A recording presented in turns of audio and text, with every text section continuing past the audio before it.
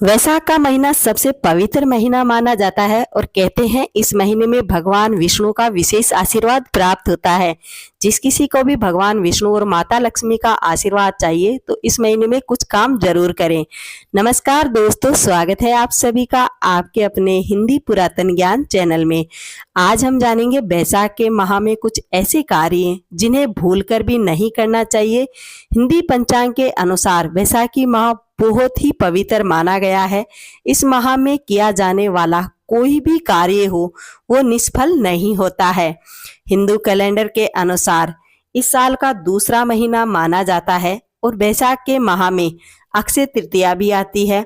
बुद्ध पूर्णिमा जैसे बड़े बड़े व्रत और उपवास भी आते हैं जिनका हम पालन करते हैं, जिनका हिंदी कैलेंडर के अनुसार हमारे धर्म में बहुत बड़ा महत्व है।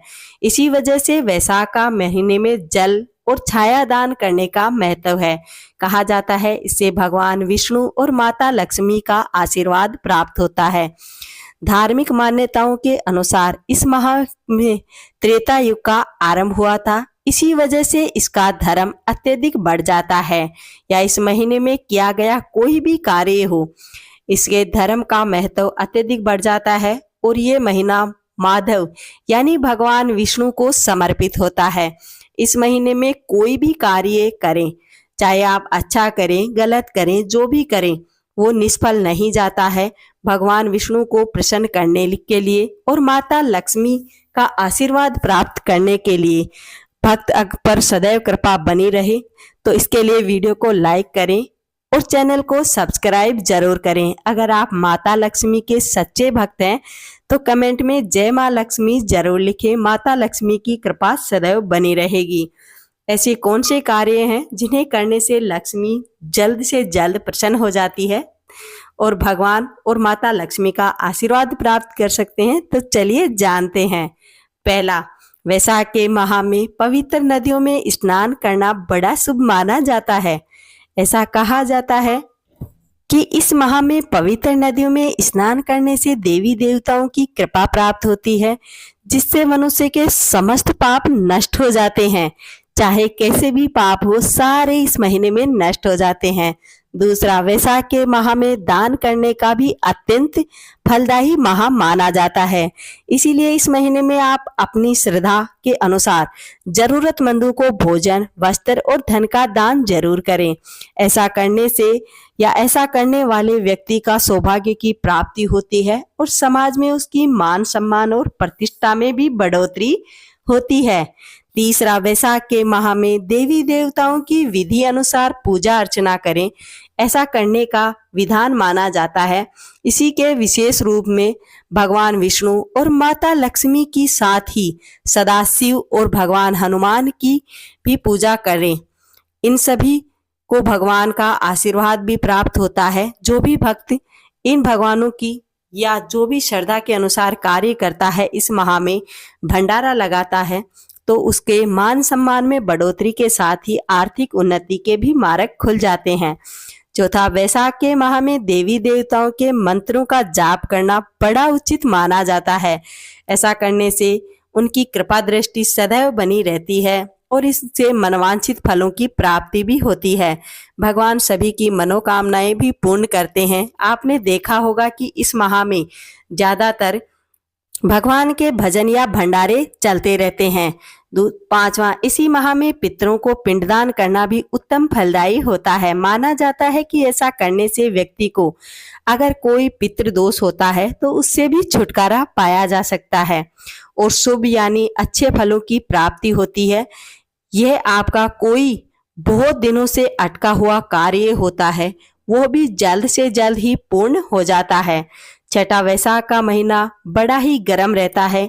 इस कारण इस माह में जल का दान विशेष महत्व रखता है। अगर आप किसी यात्री की या किसी पशु पक्षी की प्यास बुझाते हैं तो वो आपको आशीर्वाद देता है। इसी के चक्कर में आपकी आर्थिक उन्नति के मार्ग खुलते हैं।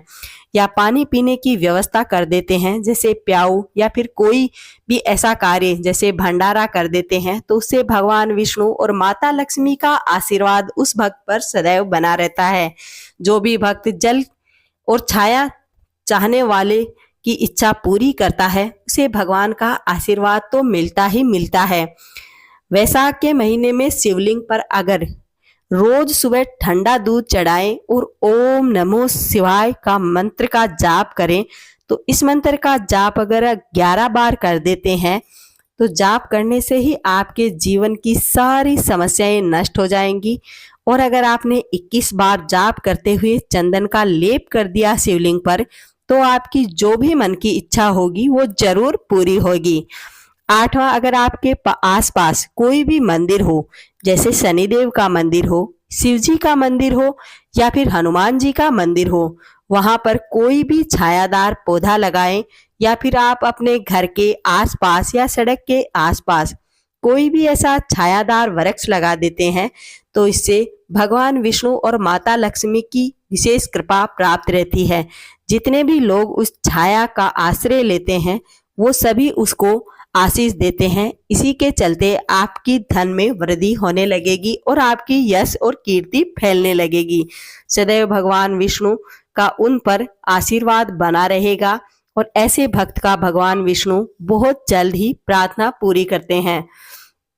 अगर किसी भक्त के घर में भगवान श्री कृष्ण की या बाल गोपाल रूपी प्रतिमा है और अगर आप बाल गोपाल रखते हैं तो उनको ठंडे ठंडे पानी से अभिषेक करवाते हैं, तो ऐसा करने से भगवान विष्णु जी और माँ लक्ष्मी जी की विशेष कृपा भी आपको प्राप्त हो सकती है। अगर आप संतान प्राप्ति की इच्छा रखते हैं तो आपकी संतान प्राप्ति की इच्छा भी जल्द ही पूरी हो सकती है। वैसाख के महीने में अगर आप किसी जरूरतमंद को अन्न का दान करते हैं या उसे भोजन करवाते हैं, उसकी तृष्णा शांत करते हैं, आपके जीवन में कभी भी अन्न और धन की कमी नहीं आएगी अगर ऐसा करते हैं तो। 11वां, वैसाख के माह में सभी को ध्यान रखना चाहिए कि रोज सुबह जल्दी उठें और उठकर भगवान सूर्य को नमस्कार करें, भगवान की पूजा करें, जल अर्पित करें और जल अर्पित करते हुए ओम सूर्याय नमः मंत्र का जाप करें। ऐसा करने से सूर्य देव की कृपा प्राप्त होती है और उसके जीवन से ये दोष समाप्त हो जाता है। वास्तु के अनुसार वैसाख का महीना गर्म तो रहता ही है, इसी कारण कहा जाता है कि इस महीने में शराब व मांसाहार का सेवन व अन्य नशे जैसी चीजों से दूर ही रहना चाहिए। 13वां, वैसाख के माह में अगर हो सके तो भूमि पर ही सोना चाहिए।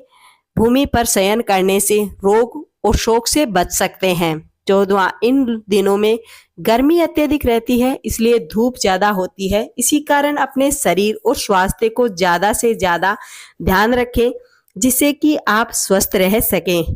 15वां, वैसाख का महीना भगवान श्री कृष्ण को यानी श्री हरि को समर्पित होता है और जो महीना श्री हरि को समर्पित होता है उस महीने में अगर आप प्याज और लहसुन का सेवन करते हैं तो भगवान विष्णु अप्रसन्न होते हैं। इसलिए कहा जाता है कि इस महीने में इन दोनों चीजों का त्याग कर देना चाहिए।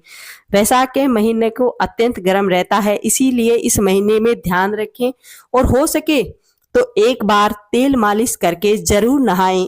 ऐसा करने से आपको गर्मियों से राहत मिलेगी। वैसाख के महीने से जुड़ी जानकारियां आपको कैसी लगी? आशा करती हूं कि अच्छी लगी होगी।